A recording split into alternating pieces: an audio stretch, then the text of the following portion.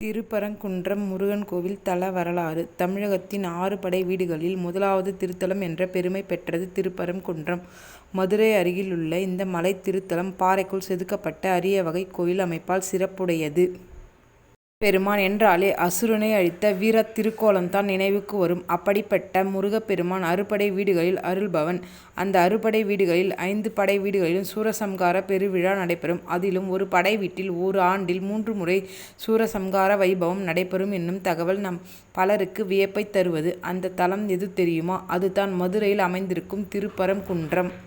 ஐப்பசி மாத கந்தசஷ்டி விழா, தை மாத தெப்பத் திருவிழா, பங்குனி மாத பெருவிழா என 3 உற்சவ காலங்களிலும் இங்கு சூரசம்கார பெருவிழா நடைபெறுவது வழக்கம். மேலும் இத்தல முருகப்பெருமானுக்கு ஆடு, மயில், யானை, சேவல் என 4 வாகனங்கள் அமைந்திருப்பது சிறப்பு. முருகன் அசுரர்களை எதிர்த்து 3 இடங்களில் போர் புரிந்தார். கடலில் போர் புரிந்த தலம் திருச்செந்தூர், நிலத்தில் போர் புரிந்த இடம் திருப்பரங்குன்றம், விண்ணில் போர் புரிந்த தலம் திருப்பேரூர். இதை மாயை அடக்கிய இடம் திருச்செந்தூர், கன்மம் அடக்கிய இடம் திருப்பரங்குன்றம், ஆணவம் அடங்கிய இடம் திருப்பேரூர் என்று என்பார் ஞானிகள்.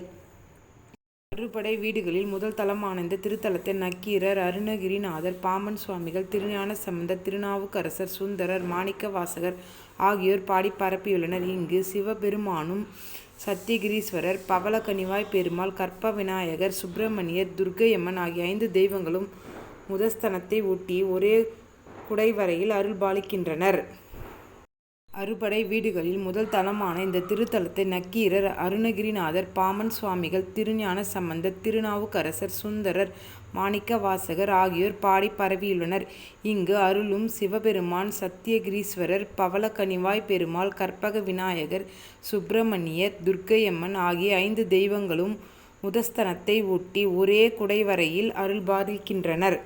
பெரும்பாலும் முருகப்பெருமான் நின்ற கோலத்திலேயே அருள்பாலிப்பார். ஆனால் இங்கு அவர் அமர்ந்த கோலத்தில், அதுவும் தெய்வ யானை மனம் முடித்த திருமண கோலத்தில் அருள்கிறார். இவருக்கு அருகிலேயே நாரதர், இந்திரன், பிரம்மன் நின்ற கோலத்தில், வீணையின்றி சரஸ்வதி, சாவித்திரி ஆகியோரும் அருள்கின்றனர். சூரிய சந்திரர்களும் காந்தவர்களும் திருமண கோலத்தை தரிசிக்கும் விதமாக மேலே இருந்து காண்பதை போலே அமைக்கப்பட்டிருக்கிறது. தருமியின் பாடல் பிழைக்காக சிவபெருமானை எதிர்த்து பேச நேர்ந்த அபராதம் நீங்க நக்கீரன் இத்தலத்தில் வந்து சிவ பூஜை செய்து வந்தார். ஒரு நாள் அவர் பூஜை செய்து கொண்டிருப்ப போது ஒரு அற்புத காட்சியை கண்டார். மரத்தில் இருந்து நீரில் விழுந்த இலை ஒன்று பாதி மீனாகவும் பாதி பறவையாகவும் மாறியது. மீன் நீருக்குள் இழுக்க பறவை தரைக்கு இழுத்தது. இந்த மாய காட்சியை கண்டதில் நக்கீரன் சிவ பூஜை கெட்டது.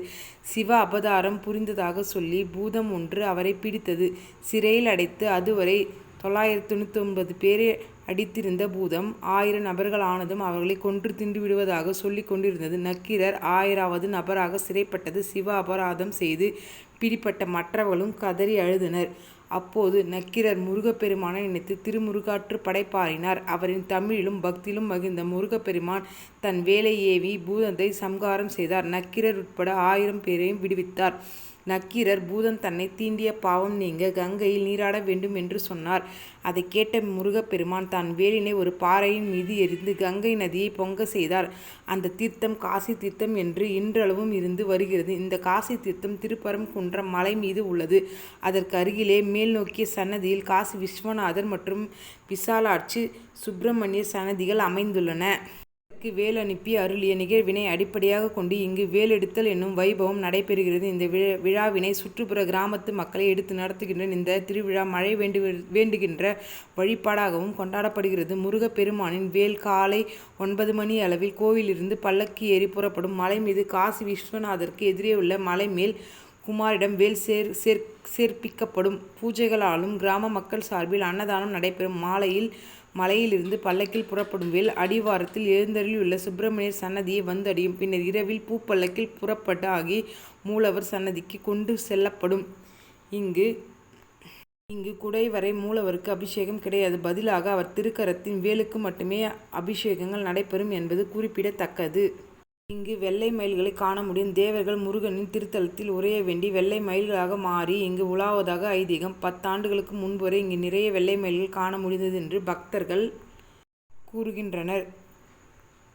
திருப்பரங்குன்றம் என்பது வெற்றி கிடைக்கும் இடம் மட்டுமல்ல, வெற்றிக்கு பிறகு நன்றியுணர்வுடன் வாழ கற்றுக் கொடுக்கும் தலம். சூரசம்ஹாரத்துக்கு பின் நடந்த திருக்கல்யாணம் போராட்டத்துக்கு பின் அமைதி வரும் என்பதற்கான அடையாளம்.